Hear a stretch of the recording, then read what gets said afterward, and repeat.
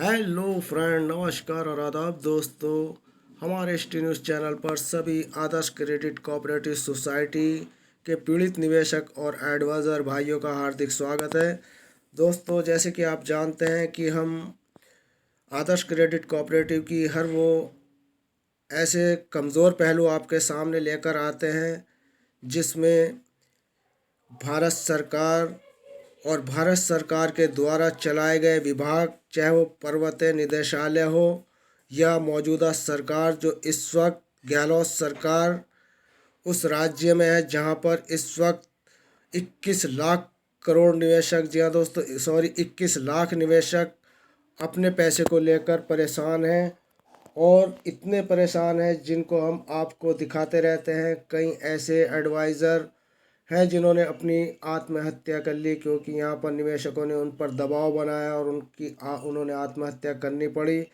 दोस्तों, आज हम जो आपके सामने इनका एक कमज़ोर पहलू लेकर आए हैं वो यह है कि प्रवर्तन निदेशालय ईडी ने आदर्श क्रेडिट कोऑपरेटिव सोसाइटी लिमिटेड की 1479 करोड़ रुपए की संपत्ति जब्त की थी और इसमें 1464.76 करोड़ अचल संपत्ति और बैंक में जमा 24.44 करोड़ रुपया शामिल है। जी हाँ दोस्तों, ये पैसा जो जब्त किया गया ईडी की कार्रवाई पर आदर्श के बैंकों से और आदर्श की प्रॉपर्टी को जब्त करने पर कितना धन इनके पास यहाँ पर जमा हुआ, यह आप अनुमान लगा सकते हैं।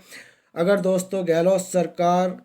निकम्मी ना होती और गहलोत सरकार को अगर इन 21 लाख निवेशकों की पीड़ा दिखाई नहीं देती तो दोस्तों बड़ी विडम्बना की बात है। अगर ये गहलोत सरकार चाहती तो सभी 21 लाख निवेशकों का पैसा, जो रकम ईडी द्वारा इस वक्त जब्त की गई है दोस्तों, इस रकम का प्रोसीजर निवेशकों को पैसा वापस करने का यहाँ चालू कर देना चाहिए था। और गहलोत सरकार को चाहिए था कि सभी पीड़ित निवेशकों को आश्वासन देकर उनका पैसा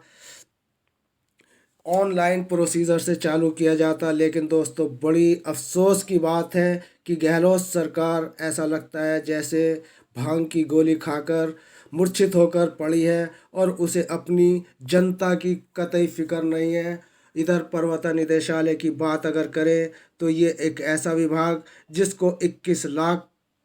निवेशकों की पीड़ा कतई नहीं दिखाई दे रही, जबकि न जाने कितने ऐसे मजबूर एजेंट, जी हाँ दोस्तों, एडवाइज़र भाई हैं जिन पर इतने प्रेशर बने कि वो अपनी आत्महत्या करने पर मजबूर हो गए। और न जाने कितने ऐसे निवेशक जो अपने पैसे को लेकर अपनी जीवन भर की कमाई जो इस आदर्श क्रेडिट कोऑपरेटिव सोसाइटी में लगाई थी उसको दांव पर लगाकर अपनी ज़िंदगी के गरीबी के दिन झेल रहे हैं। जी हाँ दोस्तों, उसमें जीवन भर की कमाई यहाँ पर लगाई गई। न जाने कितने ऐसे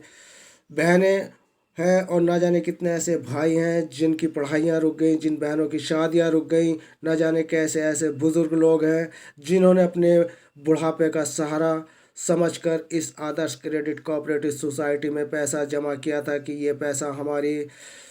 बुढ़ापे में काम आएगा। लेकिन दोस्तों आज जो परिस्थितियाँ इस वक्त आदर्श क्रेडिट कोऑपरेटिव सोसाइटी के पीड़ित निवेशकों की बनी हुई है वो किसी से छुपी नहीं हुई है। दोस्तों, हमारा एक प्रयास है कि आदर्श क्रेडिट कोऑपरेटिव सोसाइटी के पीड़ित निवेशकों की जो प्रधानमंत्री नरेंद्र मोदी के पास इस वक्त जो हमारे ट्विटर के माध्यम से हमारी पीड़ाएं वहां पर पहुंची हैं, तो दोस्तों हम ईश्वर से प्रार्थना करते हैं कि आदरणीय नरेंद्र मोदी जी इस बड़े स्कैम को अपने नज़रिए से देखें और इसको सही मार्गदर्शन देकर प्रवर्तन निदेशालय ईडी के द्वारा जो पैसा जब्त किया गया है इस कंपनी का और जो इसकी प्रॉपर्टी जब्त की गई है उस पैसे का आकलन करके